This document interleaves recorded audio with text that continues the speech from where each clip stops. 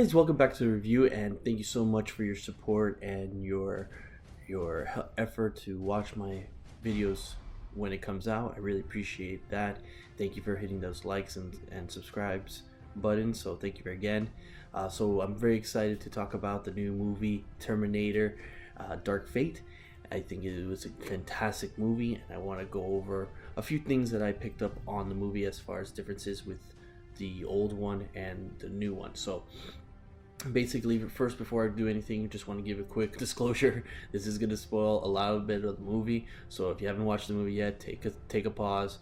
Love for you to continue watching it just after you watch the movie, so you know what we're talking about, and that way you can follow along and leave your comments, and like the video if you feel that it was great, and let me know what you think, so we can have a conversation about it. So before anything, again, little spoiler. Anyways, let's go into talking about Terminator. So this new Terminator is definitely revitalizing the franchise, I believe. I think it's great for that we have James Cameron to come back, and he basically set this record straight of how the movie should have gone after Judgment Day. And the other movies were definitely, trying to get blockbuster hits, but it really didn't envelop the story, to my personal opinion. And I love from start to finish how it gave you comedy, gave you action, it gave you a story from perspective of the characters and how they grew either over time since Judgment Day to how they grew in the future as well, and also how they grew in that present time. So it was like I feel like I was in Scrooge, past, present, and future kind of thing. So I thought it was really great and awesome that James Cameron was able to reunite the stories into one good, great, epic story, and I can't wait for future stories that are going to come out into play. So one of the biggest things that I saw that James Cameron did to this movie was to reintroduce, to some degree, a new kind of character or new type of Terminator, or way to fighting back the Terminators, I should say. So he introduced a new cybernetic type of format of fighting. So you basically have a person from the future, just like Grace coming back to protect Danny, which is played by Natalia Reyes, and basically introducing this character with the fighting strength of a Terminator to some degree. Obviously, they explain a little bit more details, which I thought was really clever, that this cyborg that Grace is supposed to be is not really a Terminator, but really not human, but kind of in between. Obviously, that's what cyborg is, but in this particular case, this cyborg was only able to fight for short periods of time. After that, they need some type of nourishment or some type of medicine that it enables her to function even better, or at least well enough to fight for the next time. And kind of like the way I see it is like kind of like an adrenaline rush type of thing, that she only has enough adrenaline to fight for a certain period of time, and then she needs another adrenaline injection, and that way she can keep on going. So I love how they brought the story of Grace, how she was in the future and that she was trying to protect the commander, and the commander was almost gonna die, and towards the end finds that she was gonna die herself probably, or lose something, and she volunteered to have these cybernetics in her so that she could help protect the soldiers, help the commander, and that way she could be useful. So I love that they brought this new character style. It definitely opened up a lot more fighting sequences throughout the whole movie. There was a huge amount of fighting involved, and I love the fact that how this person, Mackenzie Davis, did a great job in acting as well as fighting, and really showing the strength of this character to the screen. So I really appreciate that. So you may wonder, what is this Terminator all about, and what is it different from Grace? So Grace is not a Terminator, a cyborg, and has components or style of viewing, because in the movie you get to see how she sees and analyzes things, and it has the same type of style as the Terminators, and the new Terminator is called a Rev 9. So this Rev 9 has two type of abilities. One is a kind of like an exoskeleton of the first Terminator, so to speak, of the T-800, and then you have kind of like the style of the T-1000, which is basically a liquid form that can manipulate shapes, sharp blades in their hands, in their bodies, as well as disguises in their faces and their clothing and things like that to blend in with the environment that they're hunting in. So it was really cool how James Cameron was able to introduce new Terminator to this, because you would think, how does he get top a T-1000 that can manipulate anything essentially? And he did a great job in integrating the two he created into forming into one, which made it a 2-on-1 at times against Grace, which Grace couldn't fight, these type of Terminators, because it's just 2 against 1. So it was very difficult for her to fight in these type of situations.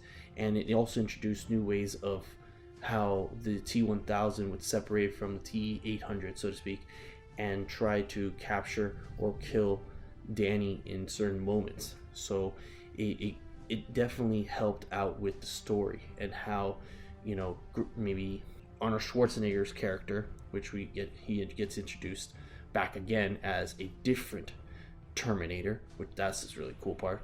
And then it also about how Linda Hamilton comes in as Sarah Connor, and basically how they are able to fight these two individuals, so to speak, as opposed to the one item or the one Terminator in a sense.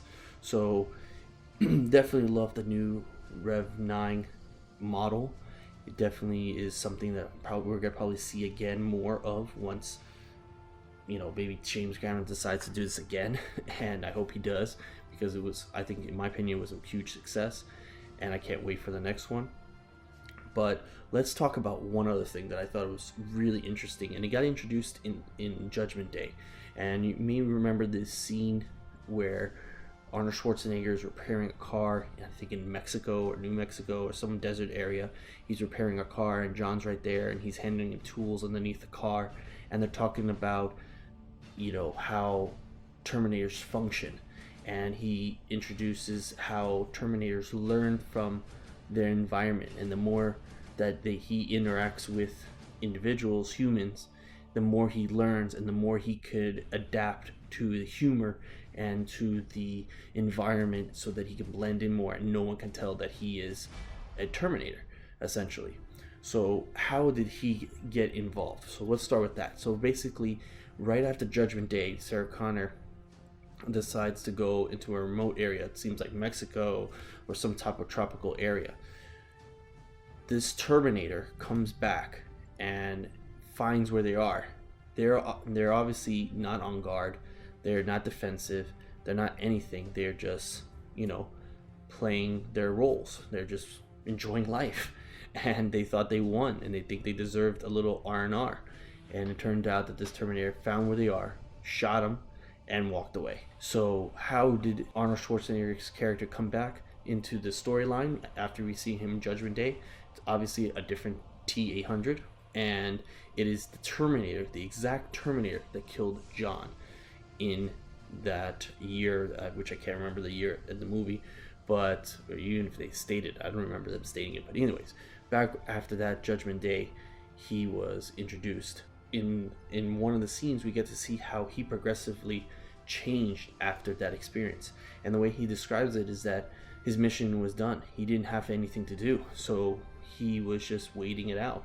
But as he interacted with his people, and particularly a woman with her son, and rescuing the woman with the son, he realizes that humans are different and unique and better, and he starts to have kind of feelings towards these individuals into the sense of a protective way. He even calls the son, the stepson, a son, and the stepson calls him a dad, and he starts to, have a relationship with these humans.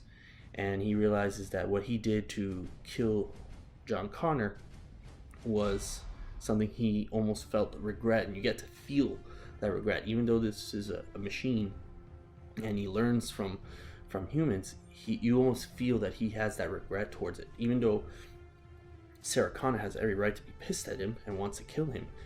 You get to feel that from there, and I think that was a great way of displaying how the movie was introducing these characters, but also feeling these characters' emotions, and I felt it the entire time. So I really liked that aspect behind it. And he was Carl. He actually gave himself a name, and he became a type of indoor decorating design. I don't know what it was, and he claims that he's funny and everything. He starts, and you get to see that humor throughout the movie too. Is that he starts joking around and makes certain jokes that seem humorous to him and to some people, but not everyone. I thought it was just hilarious to see that he was trying to do something, so it was kind of funny to that point. So I actually like that T-800 kind of social change happen, and I'm glad that James Cameron was able to introduce that again, because when you finish watching Judgment Day, you wondered how would a Terminator really react. At least I did once. I remember thinking back, how would a Terminator still live on, and how would he interact with humans? And this definitely solved that answer for me, so I'm happy for that. So I'm going to end here with my thoughts of the future of the franchise. I don't know how he's going to continue this on. Obviously, James Cameron probably has something in mind.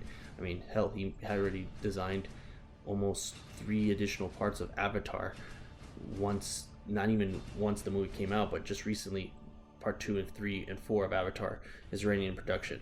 So, I don't know if there's something like that he's having in mind because of the fact that he's working on those, but I really hope that he does, because I think the way he introduced these new characters, especially Danny, who was played by Natalia Reyes, I liked how the fact that she got introduced. And we're talking about back in '84 and almost in the '90s, talking about these characters or these actors who were predominantly of white American, and now he's bringing more of a modern time of minorities and having Hispanics into the role.